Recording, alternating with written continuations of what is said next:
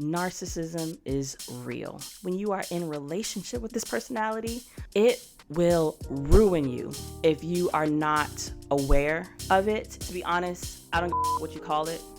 What's more important to me is being able to recognize the traits and the patterns that can be so destructive if you don't know that you're caught up in it. Now, having been kind of equipped with a little bit of this knowledge, I've been actively watching the shit happen, being able to respond to it in real time. And boy, oh boy, a bitch is exhausted, y'all. On one hand, I just want to cuss this out. But on the other hand, I really do recognize that it's a real ass mental health condition. What would be more helpful is bringing some insight and some awareness to what is happening, whether he watches it or somebody that's in relationship with somebody that deals with it, to say, you know what? I'm going to rise above it. I'm going to stop allowing this condition to take control of my life. I'm going to set the boundaries that I need to set to make sure that I can live as normal of a life as possible.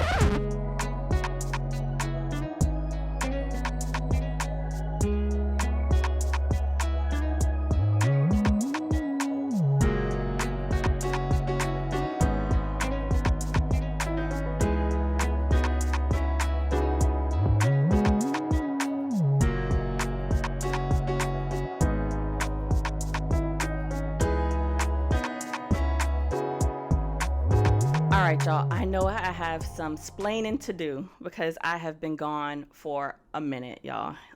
It has been about 6 months. It's been since last October that I have been MIA. And that is because, y'all, narcissism is real, y'all. It has had me in a chokehold. And, you know, I really hate that word. I hate it coming out of my mouth. But when you are dealing with this personality, when you are in relationship with this personality, whether it's romantic or professional or otherwise, it will ruin you if you are not aware of it and able to kind of respond appropriately. So, you know, to be honest, I don't give a fuck what you call it.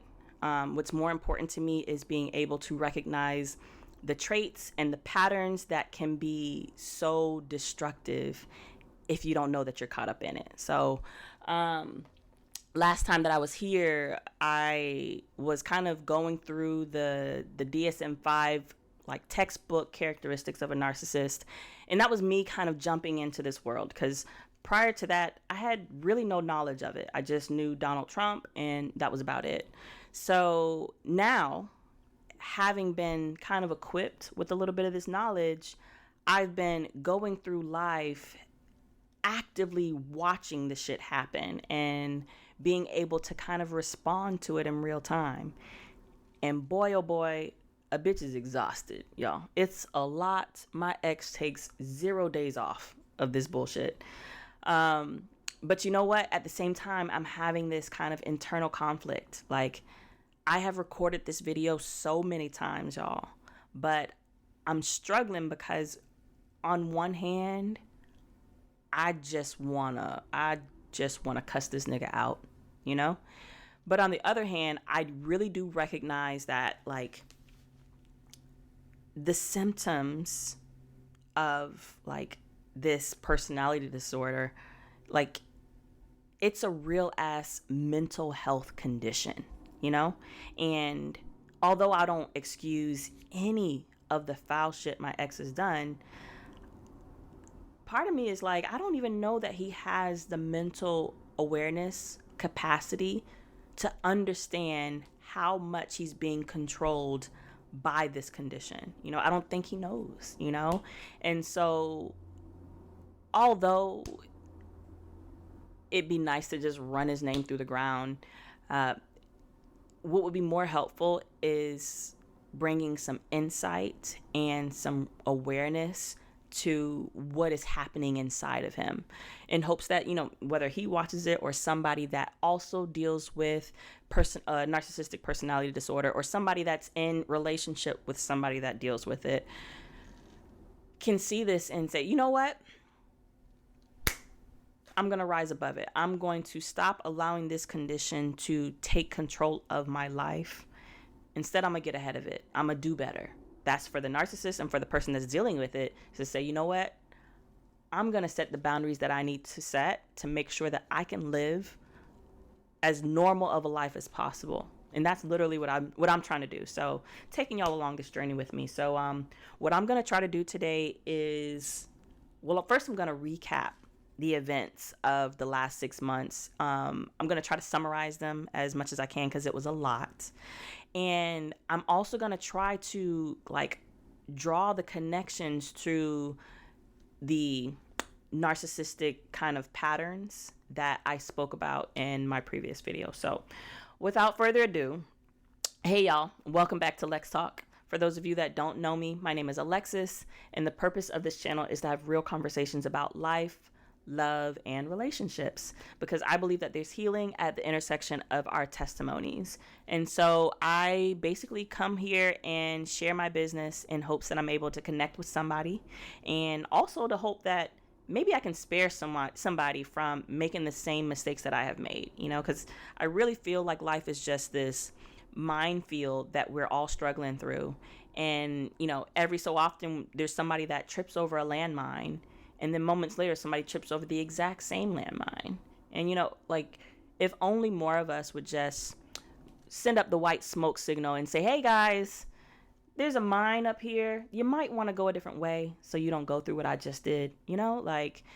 How much heartache and pain that would save us from, right? So I'm going to go ahead and I'm going to share some of the landmines that I have tripped over lately. And, if you have already passed this level in life and you see some landmines up ahead of me that I'm about to stumble into, good Lord, would you let a bitch know? That would be fantastical. I would love it if I could learn from the mistakes of others instead of having to make them all myself, guys.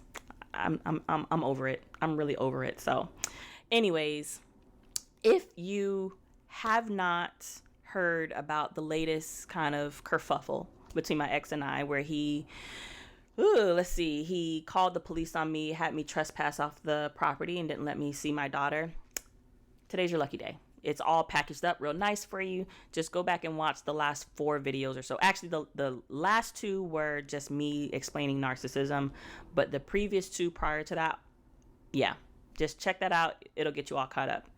And so I will do a brief recap just because it's been a minute. So yeah, back in August of last year, my ex had a funeral to go to, and he asked if we could switch weekends. I said, okay. We allowed him to double up on weekends, and then by the time my weekend came around, I had unfortunately come down with COVID. And so it was, I ended up letting his girlfriend stay with my daughter for a couple days, and then I got over COVID. I tested negative, feeling better. My ex didn't give a fuck. He didn't believe me, I guess. And so he stopped communicating with me. I went to go pick her up. He didn't allow me. He called the police, asked them to trespass me off the property. That was that. So at that point, things became a legal matter. In order for me to kind of introduce some kind of order and accountability into this situation, I was going to have to go through the court system. And so what I found out, looking back during this time, I was in the discard phase of the narcissistic cycle. And so, let me go back and just recap the stages of narcissism in relationships. So it's typically 3 phases in the narcissistic cycle that you will go through if you are in relationship with one.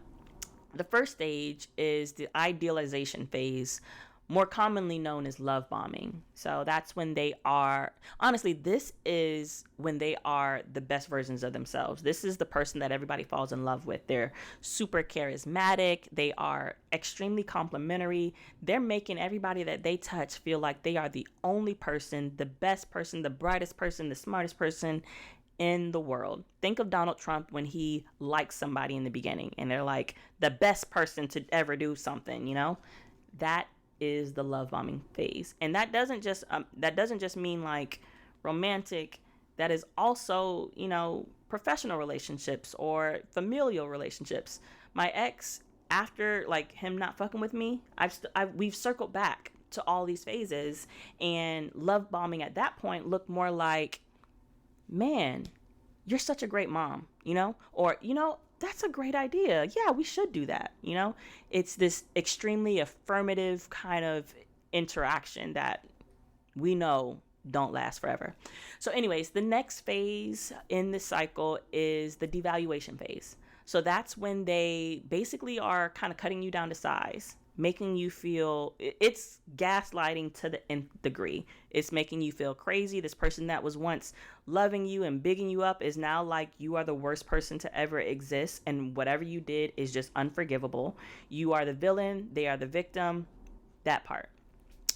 After that comes the discard phase. That is when they ice you the fuck out. Messages going on red, like not responding, silent treatment, all that stuff. And then if for whatever reason they find you have value to them again, they will do something called the re-engagement phase to loop back around, spin the block, and start all over at step 1 with love bombing.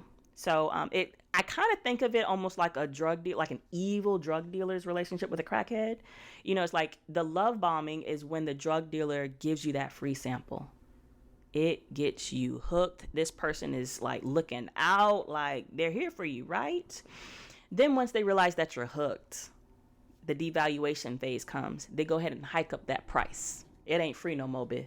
And you just like, well, I know that this person is looking out for me. Like, they got my best interest at heart. Like, they did me this favor. Who am I to be like, they're charging too much? Like, let me go ahead. Now you are chasing them. The person that was once just bigging you up, now you chasing them. And then the supply gets low. They make you wait for it. That's when they ice you out. They drive you insane. You are now a fiend, a whole fucking fiend. This is how destructive this personality disorder can be to those they are in relationship with.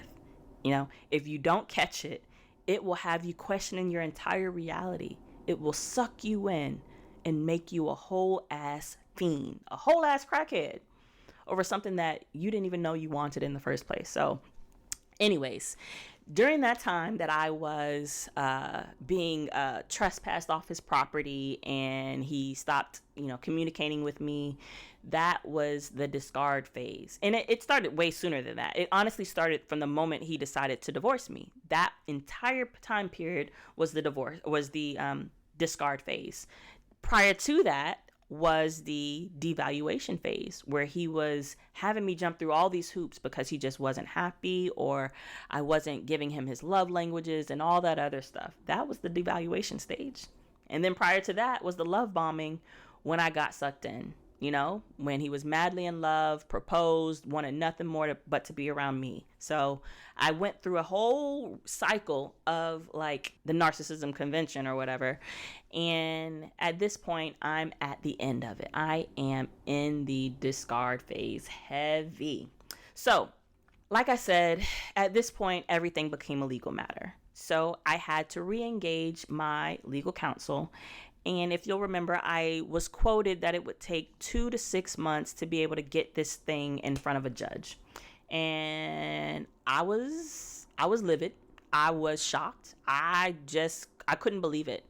But what was even more shocking is that it was 1000% correct, y'all. It took 6 months to get in front of a judge. The first 2 months is what it took to be able to have what's called a case management conference.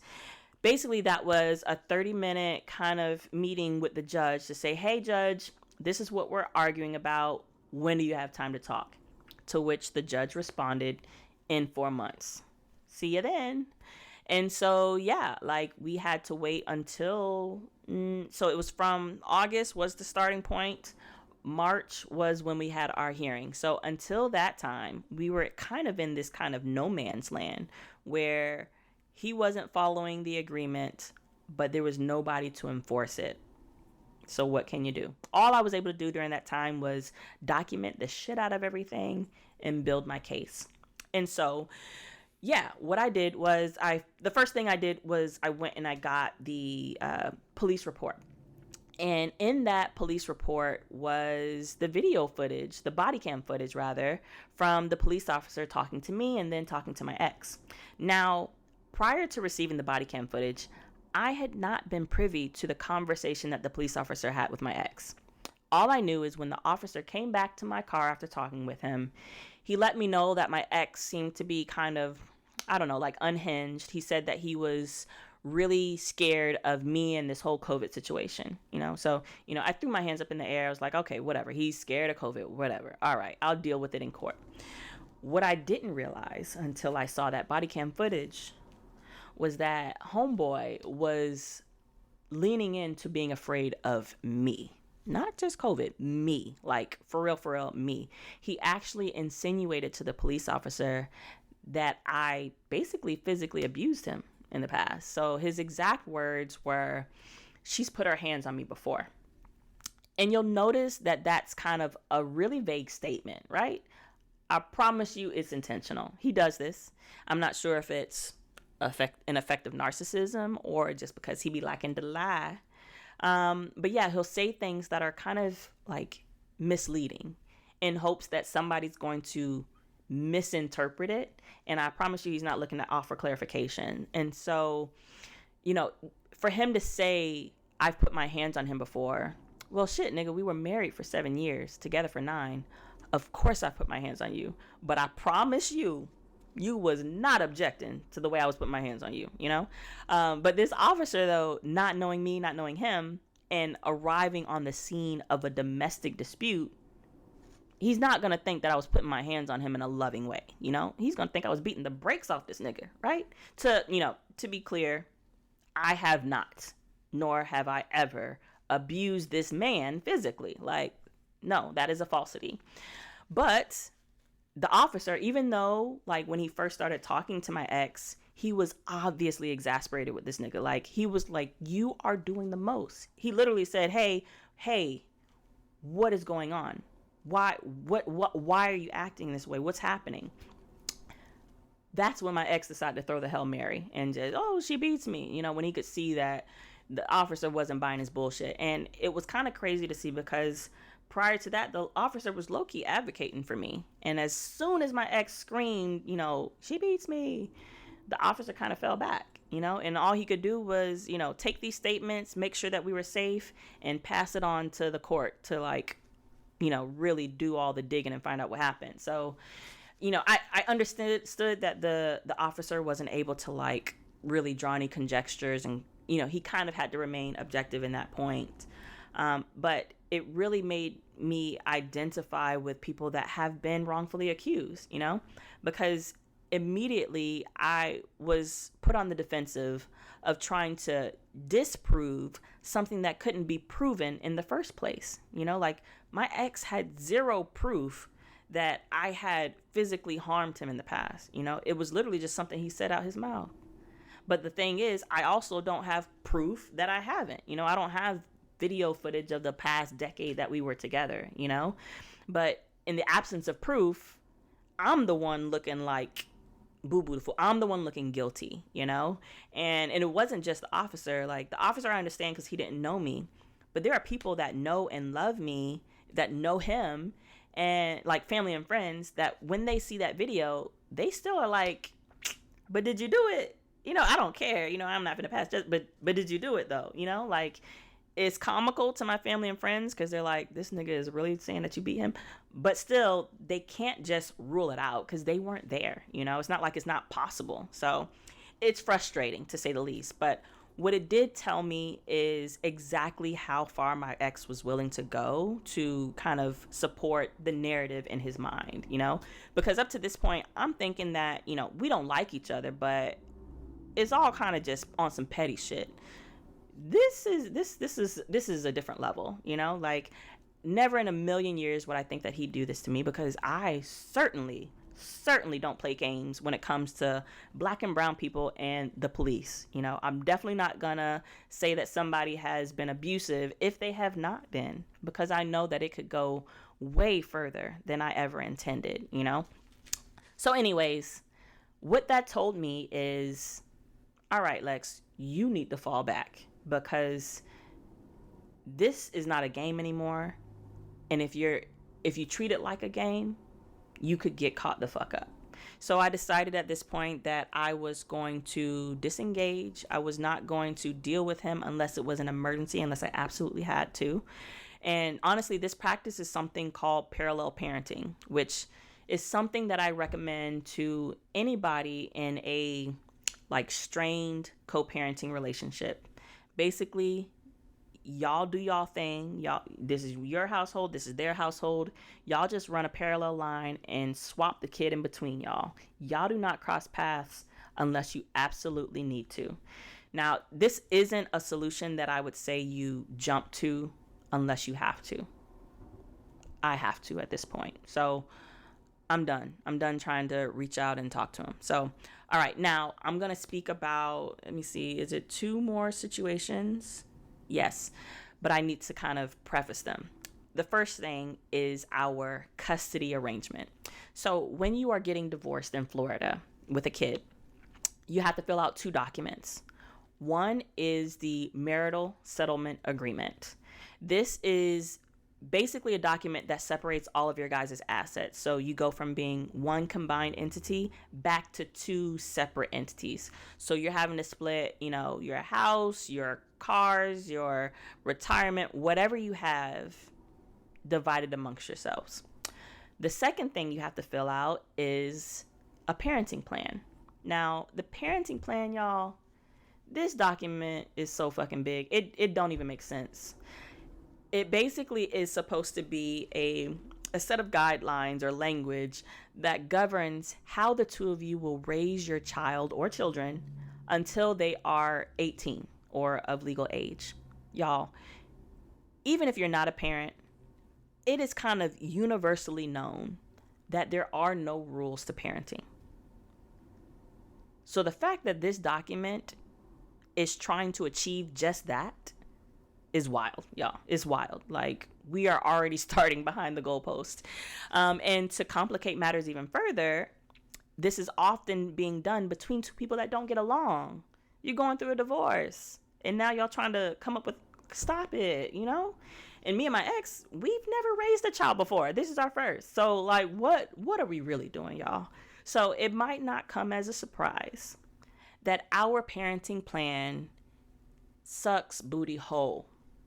It is god awful, y'all. There are so many holes, so many gaps, so many things that you read and you're like, what the fuck does this even mean? And so one of those such issues in our parenting plan is, it says that on my daughter's 3rd birthday that we are going to transition to what's called a 5-2-2-5 custody schedule.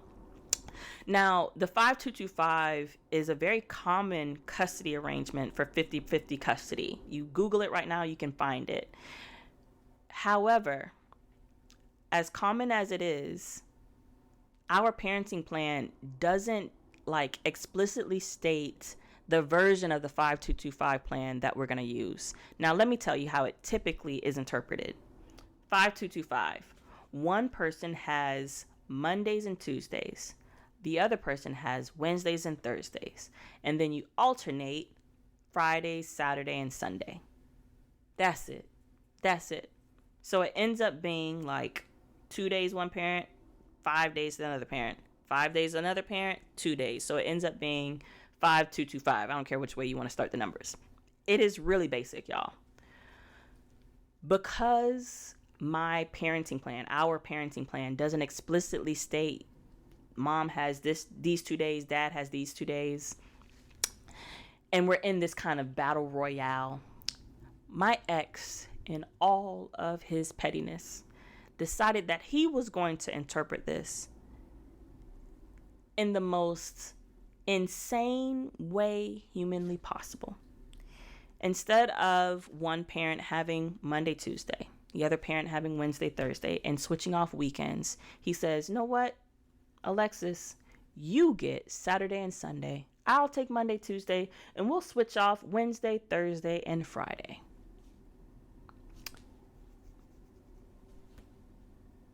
Y'all.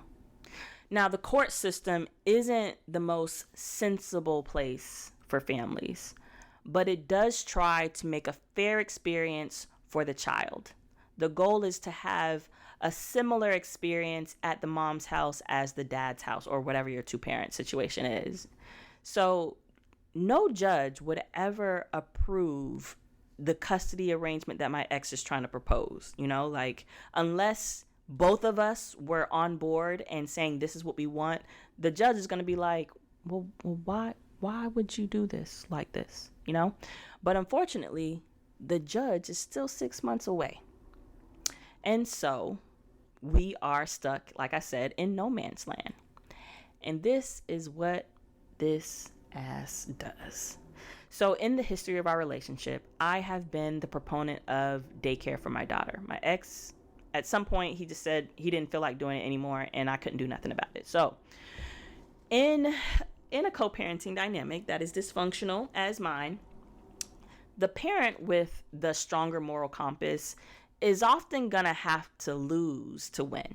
Meaning, because that parent might be the one that's more in tune with the effects of things on their child, might be the one that's more willing to let shit go for the sake of their child, they're going to take some L's to make sure that that child wins instead of putting their get back ahead of the child's benefit.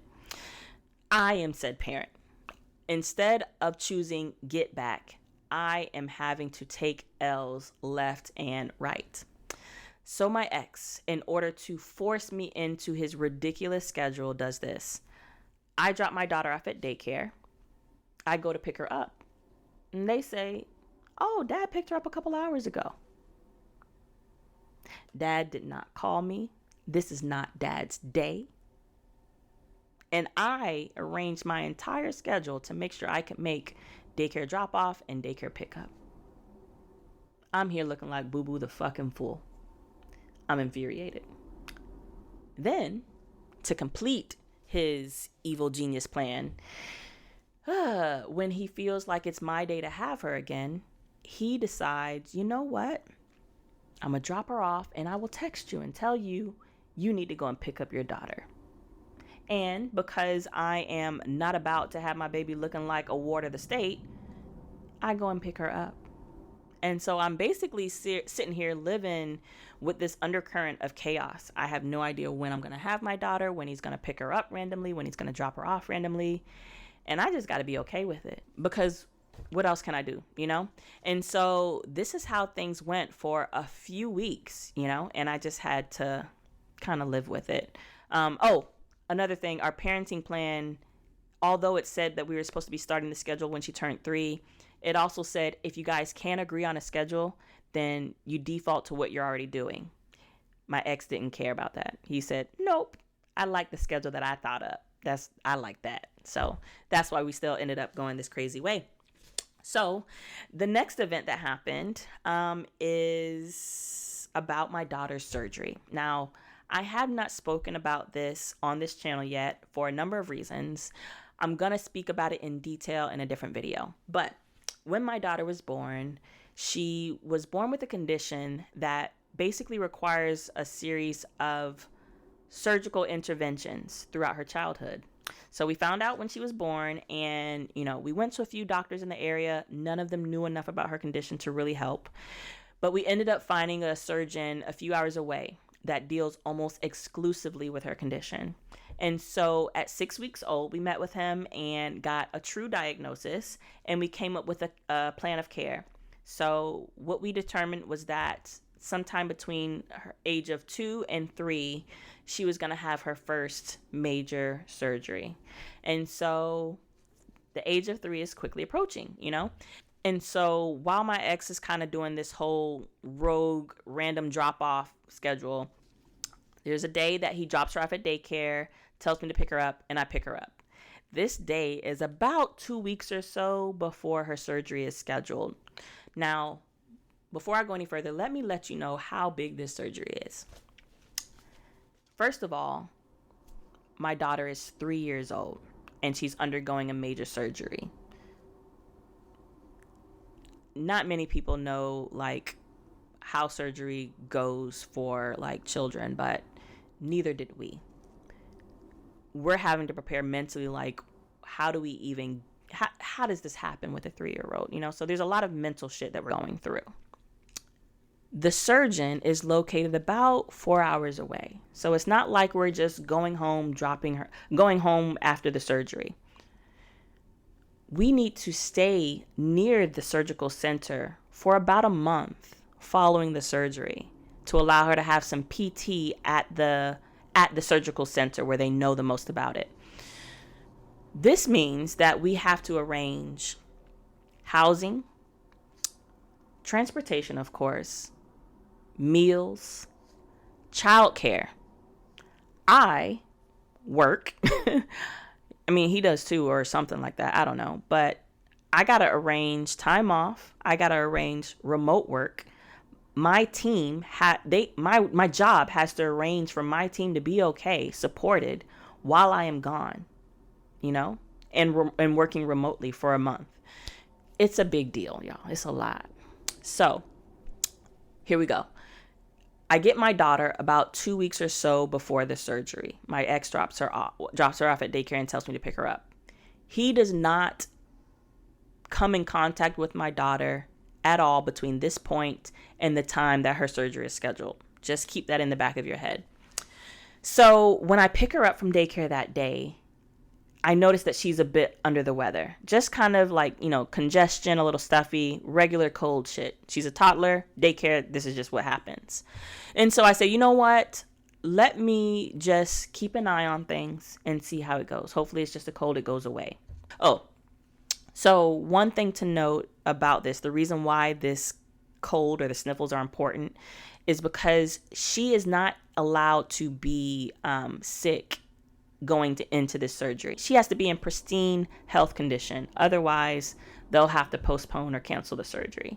And so when I notice that she's still sick a few days later, I say, you know what? Let me just take her to urgent care and see if she has anything serious that's going to require antibiotics.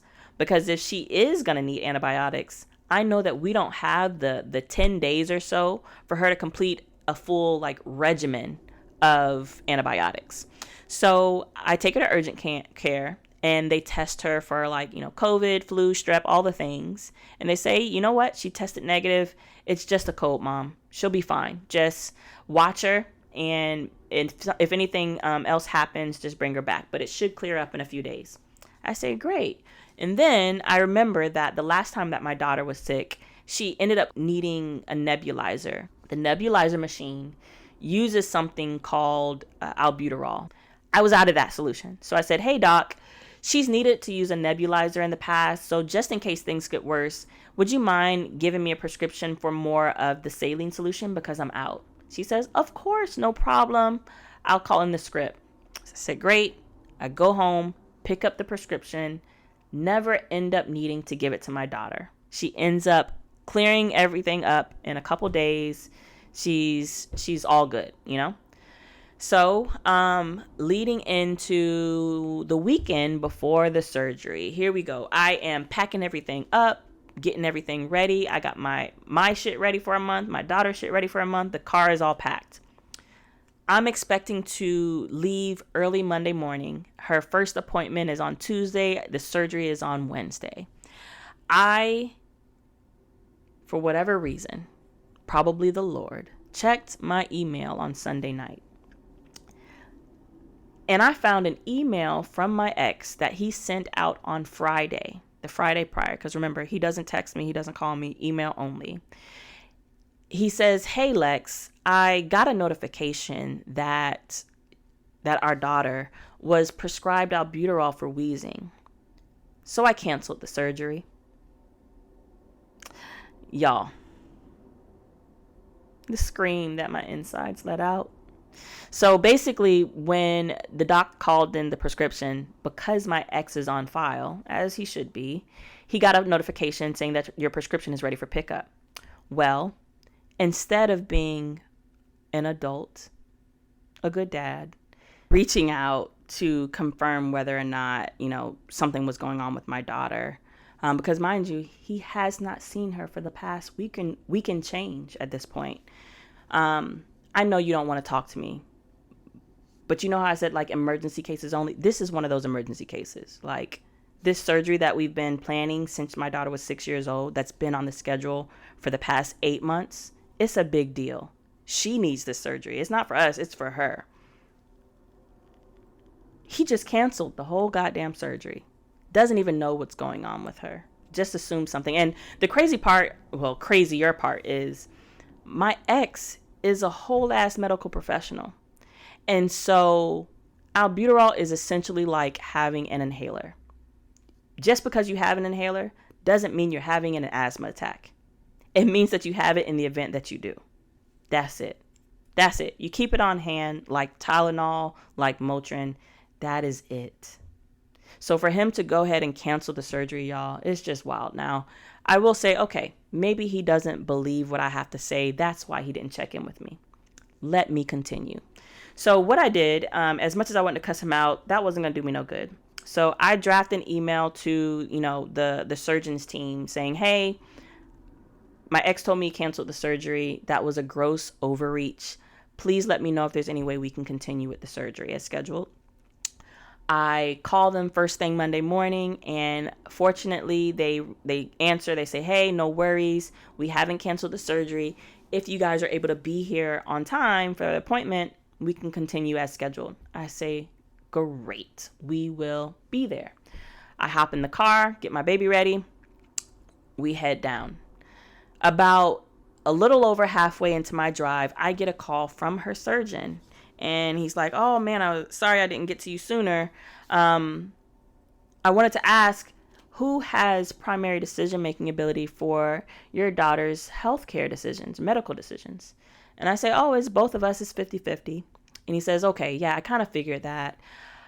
I'm sorry to say, but we can't proceed with the surgery unless both of you consent. And I say, my, oh, my Lord, why have you forsaken me? Y'all, like the way that my heart sank in that moment, because that morning I felt like I had conquered Goliath. Like Satan's spawn was out to get me and my baby, and the Lord delivered your girl.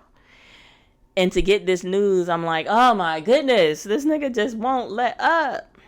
And so, he did me a solid. He reached out to my ex to kind of see if let him know, hey, mom says that your daughter is okay. She's not sick. And then he says, hey, she's also going to need to meet with anesthesiology tomorrow, and they're going to check her. And if she is not in good health condition, they're not going to proceed with the surgery. So do you want to just kind of wait and see how that goes? And then if she's okay, consent to the surgery. And of course, my ex was like, nah, bruh, I'm petty. Nah. And so the doc lets me know and asks me what I want to do. And I said, you know what? I'm basically here. I have put a lot into this like entire event. Let me just go and meet with anesthesiology tomorrow and see if they clear her, and then if that changes his mind. So I do just that. I go, I meet, have my daughter meet with anesthesiology, and they listen to her heart, her lungs, all the stuff physically. And they say, yeah, clean bill of health. We are good to go. I reach out to my ex to see if he is now willing to consent. Now that you ain't got to take my word for it, my nigga. This anesthesiologist just cleared her. And I promise you, they are not going to risk their entire career for my black baby. They're just not, you know? He didn't respond, y'all. Zero answer, zero. I'm still waiting for the response to this day. He didn't respond. And so I had to tuck my tail between my legs and drive back home. Re-enroll my daughter into daycare. Give back the PTO days that I did not use. And find out from my lawyer what the fuck I was finna do with this dude. How am I supposed to raise a child with him, you know? And so my daughter still needs this surgery, very much so, right? And what I'm not about to do is go through the trouble of planning this entire thing all over again just for him to wake up the morning of and choose violence.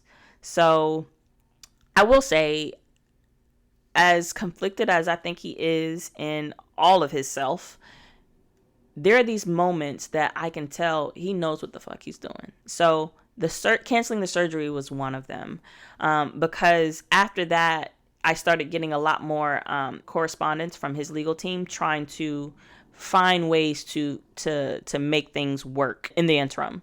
And I know it's because he knew he did wrong. Like, what I will say is, as bad as him canceling the surgery was, as bad as the whole trespassing me was, those were instances where he could not escape who he is. He couldn't get out of his own way and stop being a jerk. But the good thing about both of those situations is they were not hidden.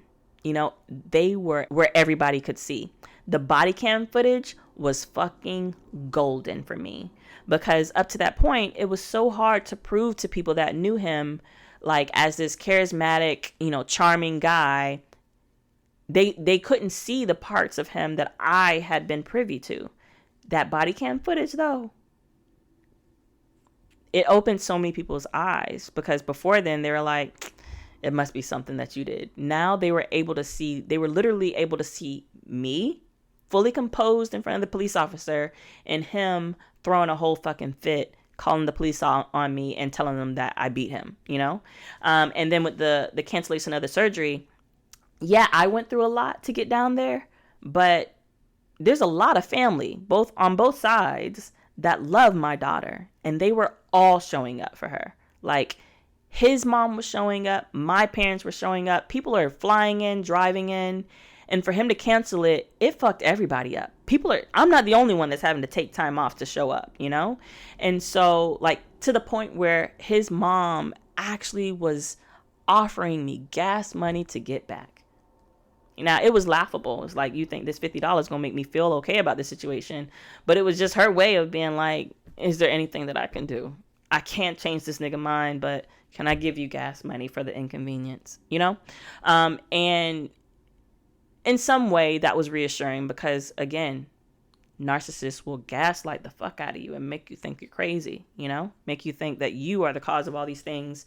And so, yeah, I am deep in the discard phase at this point where he is cutting me the fuck off, but I recognize it this time. And so I know that I can't take it lightly. I have to put strong, clear boundaries in place in order to take care of this. So this is where, like, the rubber meets the road. I'm like, I have to figure some shit out.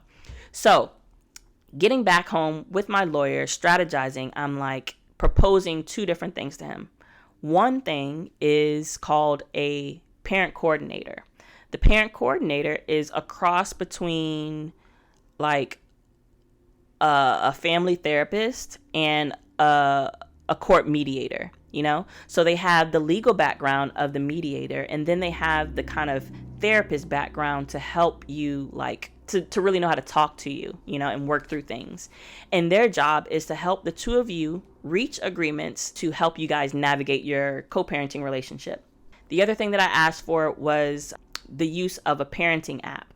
So these parenting apps that they have, and this is because homeboy refused to like text or call, only email, and it's just like, I'm over here missing things like you canceling a surgery because you sent it in a fucking email, you know? And I check my email fairly regularly, but on the weekend, maybe not so much, because why, you know? So the parenting app is like through the court, as well as the parent coordinator, but it's through the court. The court has the ability to see the messages. It is recognized by the court as something that is admissible and kind of official. And it's monitored so he doesn't have to worry about whatever the fuck scares him so much about texting or calling or just communicating with me like a normal person. So initially he wasn't having it, but after that whole cancellation of the surgery, I think his conscience weighed in, or somebody stepped in, and he was like, all right, let's try to do this. Thank God. All I needed was for him to allow it for a second, enough time to get us to sign it into an agreement. Once that happened, it is what it is. So the parent coordinator was, you know, a lifesaver, to be honest. It still is, still trying. Now, it's unfortunate that we now have to have this third party mediator tell us how to raise our child. But again, when you are dealing with this personality type, you have to have very clear, defined boundaries and consequences, or else they will run you ragged. They don't respond to threats. They don't believe in rules. Like, I have to enforce every rule in order for him to actually be motivated to follow it. So what the parent coordinator was able to do is draft a document with language to keep my ex from being able to frivolously cancel like medical appointments, including her future surgeries. And so we have since been able to reschedule my daughter's surgery. And I will say, praise report, we have had the surgery. It was a success. My daughter is healing beautifully. And this is thanks to the parent coordinator. And the parenting app has also come in clutch because we were able to put rules in place that require my ex to respond. So all of that like ghosting, nah, bruh. You can try it, but guess what happens? I can enforce that in court. And that is actually what happened. So in that time that I was building my case, my ex doing his regular thing during the whole, I'm still in the discard phase. I'm sending him messages through the app and he's like, I'm not finna respond. Guess what got added to the docket? And guess what he was found in contempt for? Something as simple as not responding to a message within the 24-hour required period, y'all. This is what it means to set strong, clear boundaries and follow them. It is so necessary with a narcissist because there's no other way to like get them in check. I cannot make him respond to a message. Now, granted, there are people that are sending out a whole bunch of messages that are just bullshit. My messages are you coming to pick up your daughter at the time that's scheduled today? If not, what arrangement do you want to make? And him saying, he literally told the judge, I didn't feel I needed to respond. And she said, yeah, okay. You get to pay for the court fees because your dumbass feeling, you know? So it really helps me kind of get some kind of order in this chaos, because if it was up to him, he does whatever he wants and I just live with it, you know? So the only thing that is keeping me somewhat safe in this entire like process or season is everything that we have documented on paper that the court can then enforce. If it's not on paper, if it's not a binding agreement, it don't matter and you can't enforce it. And so since then, it's unfortunate that it has to be this way. But because I have seen enough from him to know that if I don't do this, I'll get fucked up. And I'll talk about this in another video, exactly how the court case went. We had the court case. It was actually prior to my daughter's surgery. And technically I won. I went after him for contempt, meaning the willful violation of our agreement, for 4 different issues. He got charged with 2 of them. One was dismissed. And the other one, this is why I say it's so important to stick to your boundaries. The other one wasn't founded because there were instances where I gave in to his proposal to do something different. He had asked to pick her up from daycare instead of our house like we agreed on. So the judge said, well, you agreed to it sometime. So yeah, I can't really say that it's a problem. Both of you violated it. So it is what it is. So when I tell you lesson fucking learned, I'm done with that shit. I don't care how silly or minute it might seem. When you are having to take somebody to court over this stuff, every boundary that isn't clear is a wash. The moment you let in and go a different way that's off script, you're no longer protected, y'all. You're no longer protected. So let me kind of catch you up on the latest event. So that entire moment was the discard phase. My ex was told, because neither the judge nor the lawyers could find a way to force my ex to drop the trespass order and allow us to do our agreement the right way. So the parent coordinator, coming in clutch again, came up with a brilliant idea to say, you know what? Either you drop the trespass order in 24 hours. This is the day before the court case. Or you become responsible for all pickups and drop-offs at mom's house, which I thought was Such an amazing idea, because it puts the onus on him to do all of the work if he doesn't want to cooperate, and do what we originally agreed to. Because we live 45 minutes away. It ain't no joke. He drive a truck. That's a lot of gas, yo. And so, he stood 10 toes down and he said, nah. And the crazy part about it is my ex wanted me to drop the entire court case. Here go the problem with that. I have spent since August fighting this nigga in court to just follow the agreement that we already had in place. I don't care.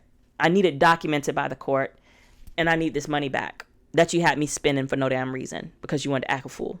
So my lawyer, trying to just squash it, said, you know what? At the end of the day, we just want to move forward with clarity. What if he's willing to pay half? Do you know this nigga said he wasn't going to give me a dime? Y'all, this is the day of the trial before he got charged with two counts of contempt and was required to pay my legal fees for it. So he stood 10 toes down in it. My daughter's surgery was the following week. When I tell you we drove down there and he popped up like a model fucking citizen now, all of a sudden talking to me, asking me if there's anything that I need, hugs and kisses to the family. Like, it was a total mind fuck, y'all. But guess what I knew? I knew we was in the re-engagement phase. He found out that he had to reimburse me for the legal expenses, and now I all of a sudden have value again. I need to make sure that this girl don't wax me for these court costs. Let me go ahead and re-engage this bitch. She is valuable again. So now I'm in the re-engagement phase, and he is love bombing me. Y'all, this is what love bombing looks like with somebody that you don't fuck with no more. It looks like, hey, is there anything I can get for you? Oh, yeah. He wrote me a whole letter, y'all, telling me how good of a mother I was, saying that he wanted to move on and let the past stay in the past. Mind you, zero accountability or apology, because although he can love bomb me, the narcissism doesn't allow him to take accountability. It doesn't allow you to do that. So luckily, I'm able to see straight through this shit because I'm equipped. I'm equipped mentally, and I know what it is that I'm looking for. I see it very clearly now. I see it clearly. I don't give in to it. And now that we're back, my daughter's surgery has gone well. Wouldn't you know, he's like, hey, let's go back and do that thing where we like pick her up and drop her off at each other's houses, because it's a lot of driving. I don't like it. Y'all, it's wild. It's wild to see. But you know what he does? Part of the love bombing phase, or one tactic of love bombing, is something called mirroring. And mirroring is when they basically copy you. They reflect your characteristics back to you. Because what it does mentally, if you're not aware of what's happening, is it makes you think that you can identify with this person. Like y'all are on the same page. Y'all share the same values. And so the first time that I saw this was with our schedule. So remember that whole 5225 schedule? The one that I proposed to him, I even scheduled a mediation that I paid $2,000 for and proposed the exact like 5225 that is common. I get Monday, Tuesday, you get Wednesday, Thursday, and we switch weekends. He agreed to it in the moment, and then at the end of the day, he said, nah, I'm going to do my chaotic thing instead. He rejected it. So now that we're with the parent coordinator after the surgery, he comes back and says, hey, parent coordinator, I have a suggestion for a new schedule. I think that I should have Mondays, Tuesdays. She should have Wednesdays, Thursdays, and then we alternate weekends. Sounds familiar? Yeah. This is one of the ways that they kind of gaslight you. They make you seem like you're crazy, because then I'm left like wanting to scream to the parent coordinator, that was my plan. And it's really not that deep. It's just him just trying to fuck with your mind. It's the mirroring thing. Another way that he mirrored or reflected things back to me is when we came back and he decides he wants to do, you know what? I have an idea. How would you feel if on your time you come and pick her up from my house, and on my time I come and pick her up from your house? You mean like what we was doing before you had me trespass off the property? Like, I know that is exactly what I've been trying to get you to do for the past 6 months, and you have stood 10 toes down in your ignorance. And he's like, he done dropped the trespass order, allegedly. I ain't seen no proof. But like, just all these things that I have been trying to get him to do for the longest, that I have now gone so far, 20 grand in court fees to find ways around it. And now he's like, oh girl, we don't got to do that. That's crazy. We can just do this. Yeah, nigga, I am so done with you. We are going to stick to all these plans that I paid too much money for this goddamn parenting app and documentation for us to not use it. This is life, my nigga. This is life. So go ahead and get in line. This is what we're doing. And then, the whole like, I'm not going to talk to you except by email, to which I had to ask him and get signed into law that we use a parenting app. This nigga want to text me on my regular phone number. Call me like we besties? For what? For what? And I know that it seems super petty to be like, I'm going to text you through this app. I need you to close the text message app, go into the parenting app, and text me from there. But guess what? If I don't do that, then not only will I not be able to pursue him for not following the agreement if need be, he can actually pursue me for not following the agreement as well. What I'm not going to do is give him fodder to then use against me in court and have me paying the fees that his ass needs to pay right now. So it's been a whirlwind, but I'd say the epitome of gaslighting came, earlier this week or last week.